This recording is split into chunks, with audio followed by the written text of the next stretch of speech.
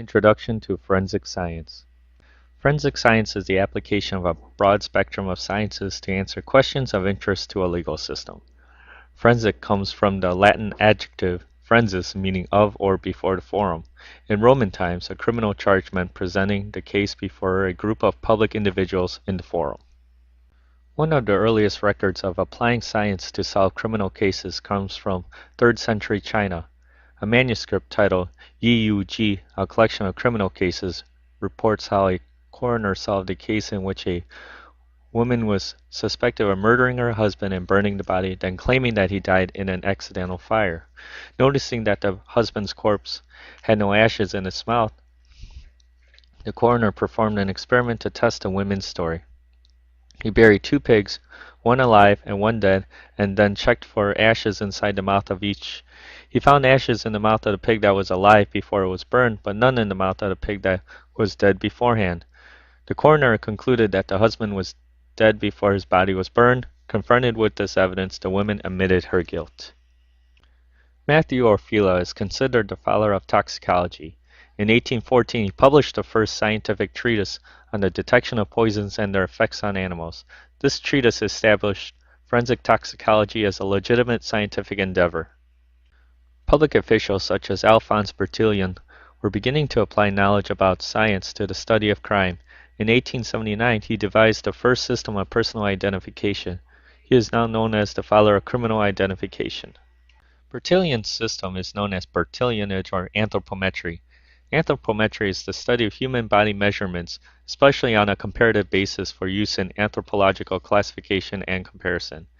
This system collects numerous body measurements and categorizes various facial features of a person, and was used in the United States and in Europe to identify criminals in the penal system from the late 19th to early 20th centuries. Photographs of each individual, a set of complex anthropometric measurements, and feature classifications were collected on a card, which were cataloged to serve as a unique identity card for that person. This figure shows how different body measurements were taken. This is the head measurer, an early anthropological tool for cranial measurements.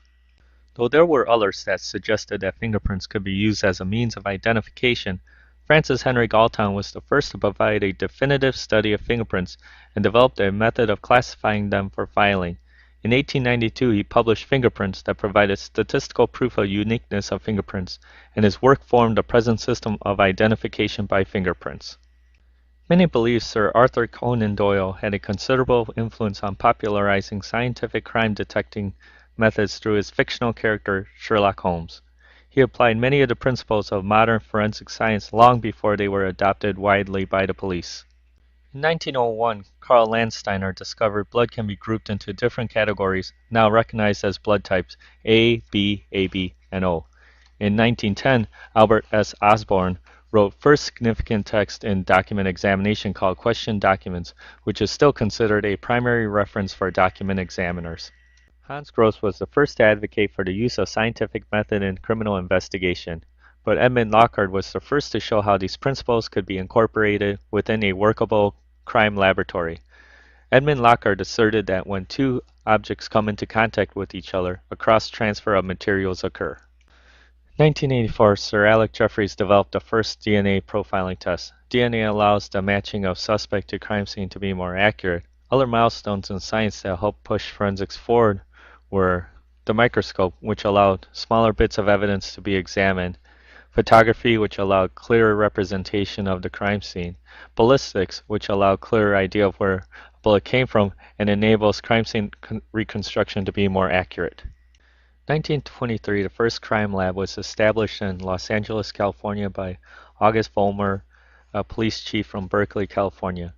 In 1932, the Federal Bureau of Investigation, or the FBI, under the directorship of J. Edgar Hoover, organized a national laboratory to support all law enforcement agencies in the U.S.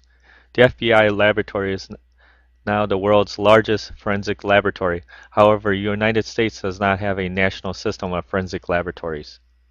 The first private lab was created in Chicago in 1929 as a result of the St. Valentine's Day Massacre. There was a rivalry between a Northside Irish gang led by Bugs Moran and a Southside Italian gang led by Al Capone. On the morning of Thursday, February 14, 1929, St. Valentine's Day, 6 members of the Bugs Moran gang and Reinhard H. Schwimmer were killed against the rear inside wall of the garage of the SMC Cartage Company in Lincoln Park. Bert Massey, vice president of the Colgate-Palmolive Peat Company, and Walter Olson, president of the Olson Rug Company, used their own funds to hire Calvin Goddard from the Bureau of Forensic Ballistics in New York City, a pioneer of forensic ballistics. Since the police themselves were still suspects, they established the Northwestern University Scientific Crime Detection Laboratory at the Northwestern University Law School, an independent crime laboratory. Calvin Goddard used ballistics and firearms comparison to clear the police. The police raided the home of a hitman for Al Capone. They found 2 machine guns, which they gave to Goddard to take to his ballistics lab. He test-fired them and proved they were the weapons used in the massacre. Crime scene investigators are the ones portrayed by the show CSI. They investigate crime scenes and collect the evidence for further processing. The photographer visually documents the crime scene. The forensic toxicologist examines body fluids and organs to determine the presence or absence of drugs and poisons. DNA profiling, also called DNA testing, DNA typing, or genetic fingerprinting, is a technique employed by forensic scientists to assist in the identification of individuals on the basis of their respective DNA profiles. Forensic serology identifies and analyzes body fluids such as blood, saliva, and semen. Forensic botanists look to plant life in order to gain information regarding possible crimes. Leaves, seeds, and pollen found either on the body or at the scene of a crime can offer valuable information regarding the timescales of a crime, and also if the body has been moved between 2 or more different locations. Forensic study of pollen, also known as forensic pollenology, can often be very specific about location and time of year. Forensic hair, fiber, and glass analysis uses microscope, chromatography, and spectrophotography to identify evidence.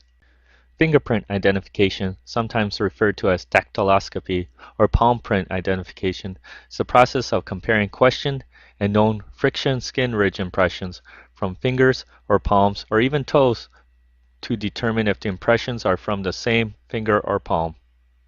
Forensic ballistics involves analysis of bullets and bullet impacts to determine the type. Separately from ballistics information, firearm and tool mark examinations involve analyzing firearm, ammunition, and tool mark evidence in order to establish whether a certain firearm or tool was used in the commission of a crime. Forensic pathologist is a medical doctor that specializes in pathology and then forensic pathology. They determine the cause and manner of death, whether it was homicide, natural, accidental, and suicide, which includes performing post-mortem examination and/or autopsy. Forensic anthropologists examine skeletal remains and establish the identity of unknown individuals. Forensic entomologists determine postmortem interval and poisons using bugs. Forensic psychiatrists work with courts evaluating an individual's competency to stand trial, defenses based on mental diseases or defects, and sentencing recommendations. Forensic odontologists or forensic dentists match bite marks and identify individuals using dental records. In blood spatter, they determine the origin of blood using the angle of impact. Fire and explosion investigation, sometimes referred to as origin and cause investigation, is the analysis of fire and explosion-related incidents.